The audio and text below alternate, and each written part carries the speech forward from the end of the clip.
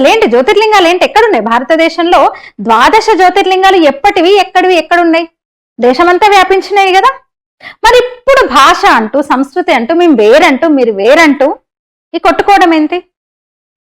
భారతీయుడి భాష ఆధ్యాత్మికం, భారతీయుడి భాష వేదాంతం, భారతీయుడి స్వప్నం ఏకాత్మత, భారతీయుడి ఆలోచన ధార్మికం కదా.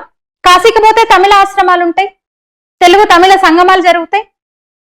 తమిళనాడు పోతే ఇక్కడ కూడా ఉత్తరాది ఆశ్రమాలు చాలా ఉంటాయి. ఎక్కడి నుంచో వచ్చి ప్రాచీన కాలం నుంచి వందలు కాదు వేల ఏళ్ల నుంచి, వేల ఏళ్ళు ఇప్పుడు చోళరాజు మనం చెప్పుకుంటున్నది వేల ఏళ్ల చరిత్ర. ఇది 1000 ఏళ్ళు దాటిపోయింది. రామేశ్వరంలో 21 బావుల్లో స్నానం చేసి పవిత్ర స్నానాలు చేసి వెళ్తారు. ఎక్కడి నుంచో వచ్చి, ఏ మూల నుంచో వచ్చి, ఏ దిక్కు నుంచో వచ్చి. అక్కడెక్కడో ఉన్న కేదార్నాథ్ లో పూజారి ఎవరు? కేరళకు చెందిన ఆయన. అంటే దేశమంతా ఒకటే, భారతీయులంతా ఒకటే, భారత జాతి ఒకటే.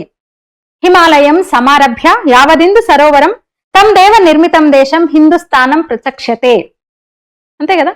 హిమాలయాలు మొదలు హిందూ సముద్రం వరకు ఉన్న దేవతలు నిర్మించిన దేశం ఇది, దేవభూమి ఇది.